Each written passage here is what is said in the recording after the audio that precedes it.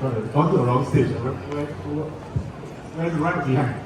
Okay, quick one before give me a breath. Can everybody just introduce yourself a little bit? Tell us what you're doing.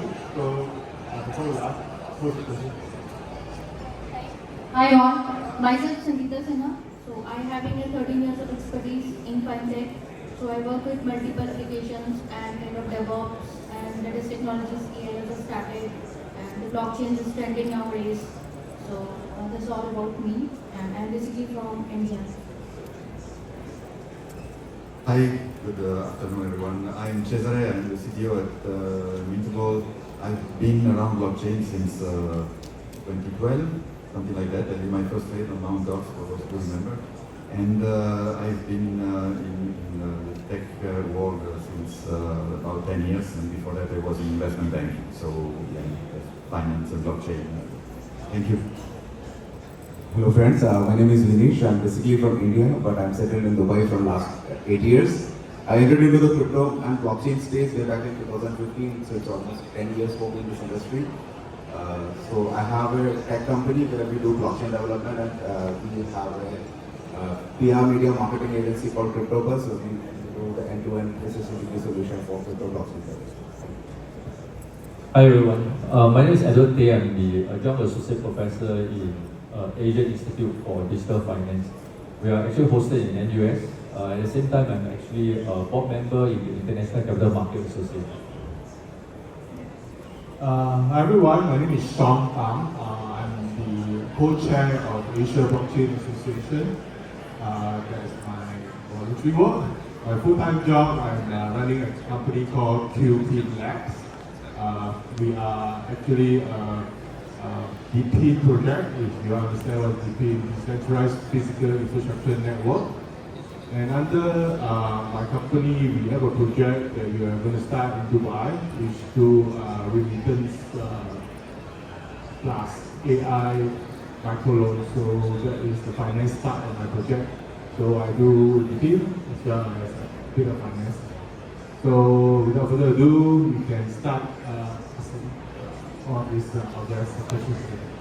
Okay, so our topic today is about how blockchain application is a blockchain application in finance. So I guess everybody here would have done something right now in finance. I mean, maybe involved in some sort of blockchain in finance. I guess the banks are already using it. So whether you know it or not, you're using some sort of blockchain. Okay, so the first question is the role of smart contract in automating transactions.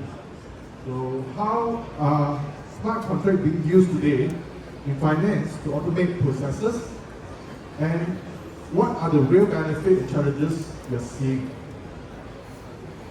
Do you want to say something? Yeah. So the first challenge we are getting is data integrity and getting the it's not a, we can say the centralized work, it's all centralized. So using this blockchain technology or like to make it automate, we can make it as a decentralized, and it's we can use in the distributed data systems. So it's like all it is connected through the chain. So it will be easy to connect each block using each of that in the link or the mapping, the hash mapping or the crypto mapping. So in that algorithms, we can make it the safest or we can make it more secure, so that we can any tamper kind of validity we can do that. So in that way we can automate, and even if we need in the ledger system before, if you have to get the details about that. So and it's difficult even for the hacker also, easy attack them. So in that way we can save the systems and easily we can automate across the multiple platform and the multiple layers. Okay, anybody else want to contribute? Yeah, so I would say blockchain is really sorry, an enabler, because basically what it does is it allows for instant cross-border irreversible transactions to happen, and these can be microtransactions. I'll give you an example of what we have done in Mintable. Our founder and CEO is actually the author of the royalty standard for NFTs. And when you have a transaction involving an NFT through a marketplace, it allows for small portion, which is the royalty, to go to the creator of the NFT itself.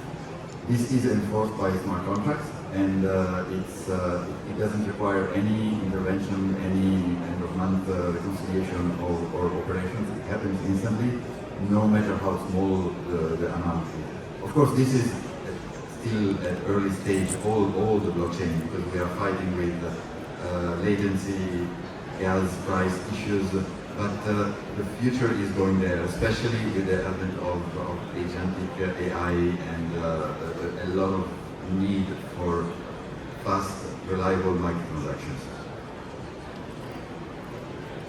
Yeah, yes, what you said is absolutely right. On top of that, when you specifically ask for payment solutions, so I think escrow payments is one of the biggest challenges which can be solved with a smart contract.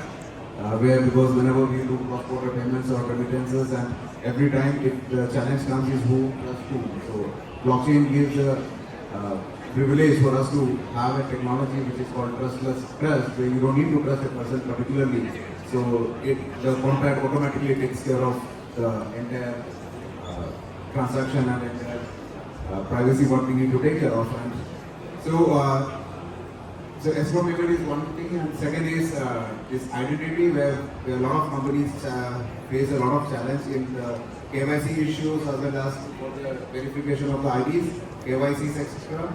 So this can be taken care by DIDs, which is decentralized IDs.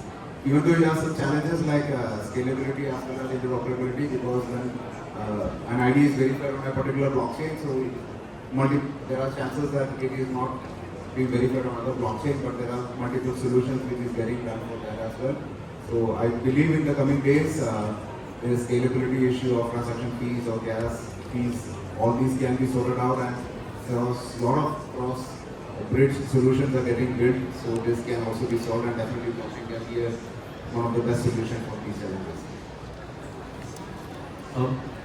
For my work, I work with a lot of financial institutions. So actually, the blockchain is aggressively being used in both front end, middle end, and the back end itself. And essentially, for two main reasons. One is the immutability, whereby there's a lot of safeguards of even the data itself. And the other one is really more for efficacies and efficiencies. I think these are the two that really affect the bottom lines and also the top lines for financial institutions. Actually, you answered the next question. Okay, next question is reducing fraud with immutable transaction record. How are financial institutions leveraging blockchain immutability to reduce fraud? Will that some more? Go this way. Okay, good. Yes. But fraud is a big issue, and especially in the news lately, you've seen about a new type of attack, which is physical attack, which reminds me of a very old ATxSG comic where the author brought up the $5 wrench attack, where instead of trying to spend millions of dollars hacking your password, they just buy a $5 wrench and then they will threaten you, so you will give them your password. This is really the problem at the moment, because I can have my keys, my cryptocurrency, but if somebody gets my keys from me because they force me to give it to them, it's going to be, I'm going to have my assets lost. So this is on one side. Then the other side is how blockchain can help. We are developing tools like account abstractions and things to avoid these problems, because they will require complex workflows in order for transactions to be approved. And once the transaction is approved, they are immutable on the blockchain. So the ledger is in itself a guarantee of what is there is immutable, and we get back to what was said earlier about the lack of a need for trusting some central authority to manage the ledger properly. It is managed by everyone. Everybody is contributing to guaranteeing the fact that it's really immutable, and once a transaction is there, it's forever, or at least the blockchain will be there. Yeah, what you said is absolutely right. On top of that, if you see, the word blockchain itself came from the combination of chain of blocks, right? So it is all the information, all the transaction is recorded on different blocks, and it is connected to each other. And as we all know that if anybody or any external hacker or anybody needs to attack it. So one block, if it has to be modified, then it has to be affected on the other one. So it has to go to the Genesis block. So which is almost impossible for a single person because it has to be as all the blocks are distributed across the entire world. So that's why it's also called as distributed ledger technology. So blockchain solves multiple purposes. It makes immutable. It makes a single entity to hack it. The ownership is not there. At the same time, we have this privacy issue being taken care, and at the same time, a lot of other benefits comes like human interference cannot be there because there is no biasing that a person can bias. Nobody can go back and do any backdated manipulation in any data. So there are a lot of benefits which comes along with having blockchain in terms of the immutability of transactions. Anything? Only ladies you first. Yeah, thank you.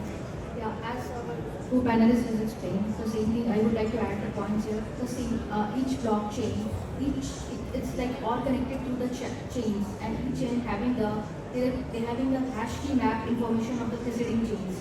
So if the hacker strikes or somebody malicious they tries to break it down, so what will happen? There itself like it won't complete the chain and it will break it and inform it. So this is the high level security I can say you can get it over here. So it doesn't matter especially in the fintech, it will go other field also. Like if you go to the supply chain or getting the ledger information or to go to the healthcare, everywhere like we can make it more secure and we can save money. Okay, next question. Tokenization of real world asset in finance. RWA, in case you don't know. How do you see tokenization evolving in mainstream finance? RWA, anybody? Maybe I'll try to have a go. So I think right now one of the biggest opportunities out there is RWAs. So what it essentially means is we are using the real world assets and then we are trying to tokenize it and hopefully try to monetize it as part of the entire token economy. Bonds are being used extensively under the International Capital Markets Association. We actually do a lot of digitized bonds right now. And we're talking about trillions of dollars at the present moment. There are fundamental challenges because the speed of the transactions, the safety of the transactions.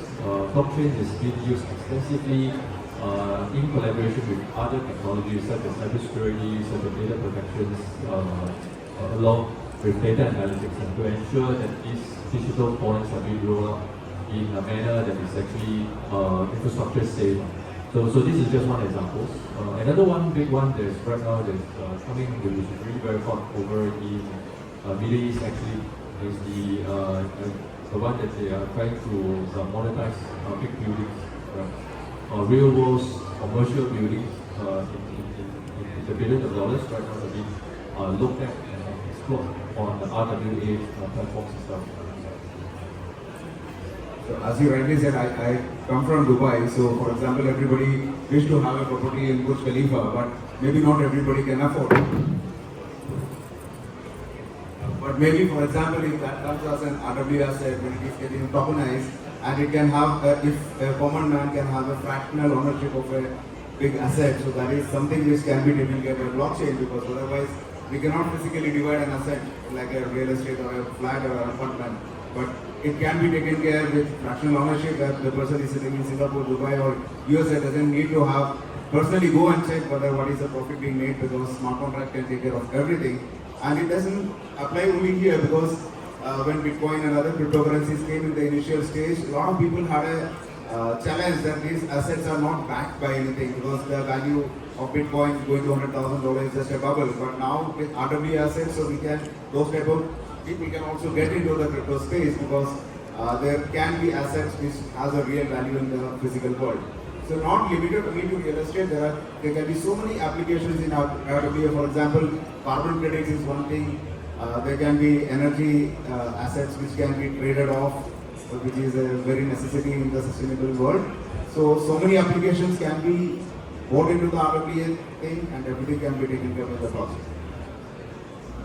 Yeah, and I would say this is really probably the first real life use case for NFTs that comes to mind, because if you buy an apartment Vinicius was saying, as a token, you want to be sure that the token corresponds to your apartment, and it's not just a non-fungible token that could be anything in that building.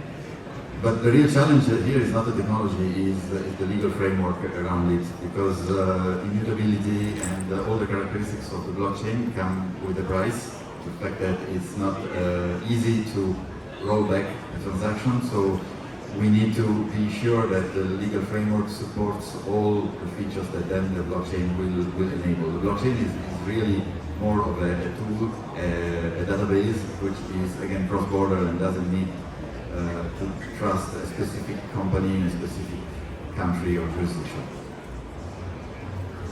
So as come to the token, so I can say that if you go and test this kind of application, let's say you have applied the technology in the blockchain or going to implement in the Bitcoin or Ethereum, any of the blockchain applications. So the main challenge will come like how will validate or how will test it for the production. So this is like again an NFT, not only testing once you do for that. So when you simulate the applications and do for multiples various several loads, you put the loads and test it. So in that also, like if you do that kind of tokens and all, it will be easy, like even that kind of testing also you can perform it and you can make sure before going to the production, okay, it's sustainable. That token also is getting digestible and it's getting fulfilled. So this even like it's make it more secure, and even through that we can make it more and more secure, and we can say it's our application is safe and more sensitive to production. Okay, finally, what are the one trend and breakthrough you expect in blockchain finance over the next 1-2 years? Mention how the Yeah. So yeah, next to 1-2 years already like 81% the industries, or like I can say the more of the government organization or the firms, particular organizations, they have started using it. But still, I can say along with the AI. So now in the blockchain we are using the traditional AI. So that's along with the new AI, like there is something innovation needs to be done. It's going on. And let's see the example of the Barclays. So they are using the sandboxes. They have, if a firm is new, you want to come to the blockchain, they can utilize the things like the sandbox kind of concepts, and they can easily make their application in the more secure way, or they can give a try. Yeah, I would come back to the first question as well, in the sense that the trend is getting the blockchain to be usable by more and more people in ways, what Sangeeta also was saying. But things like account abstraction will allow joint control of assets that you own, and this for financial institutions and financial transactions is going to be key, in the sense that I will need maybe my spouse approval as well for a big transaction, or maybe I will need my lawyer's approval, so that if somebody kidnaps me, I'm sure that they can't just with my approval take all my assets. But beyond this, there are a lot of things that were not possible before and that are possible on blockchain. One example that I really like is, for example, flash loans. Flash loans allow you to borrow funds, use them, and pay back all within the same transaction. So you completely kill the credit risk, because everything happens in the same transaction. Either the transaction succeeds or fails, but if it succeeds, you have taken somebody else's money, used it maybe to leverage an arbitrage opportunity or something you saw, and then paid it back. This, I think, is going to be the future of finance, when central banks will advance on central currencies and all the basic tools are built. My point, see, there are a lot of things which we predict and expect that will happen in the future, but as we all know, the future is totally uncertain, because there can be so many new things which we might not even think about at this point of time, which can come in the next couple of years. So this blockchain, Web3 space is so rapidly changing. It's very difficult to predict what is going to happen in next 2 years, because 2 years is a long span of time for evolving technology, because many things develop within few months itself. But having said that, this real-time settlement of digital tokenized asset is one of the thing, and on top of that, gamification, like this Web3 games, is a really big segment which can happen because gaming is such a huge industry where a lot of billions of dollars is spent on that, and especially as our colleague mentioned, with NFT assets coming as an asset, as a character, or many assets interplaying. So there are a lot of things which can be done in that space. That's what I believe, and AI definitely is going to add a lot of value in the blockchain space. Yeah, I feel the next 24 months AI is going to have a lot of impact in the practitioners of blockchains. To give a few examples, I think the area of blockchains, now people are using generative AI to do a lot of ideations of blockchains applications and the use cases. These are not being done about 4 to 5 years ago, but it's increasingly done, and we start to see many bodies. Over in NUS, we actually have an NUS blockchain pitch night that our schools organize. We invite all the global blockchain VCs to come as our guests, and we actually support the students. These are both postgraduates as well as external students who come. And we were starting to see that the use of AIs and generative AI to generate business plans, to actually help to even write proposals, to raise funds, is very, very evident. So this is just one example. I think another example is for those who are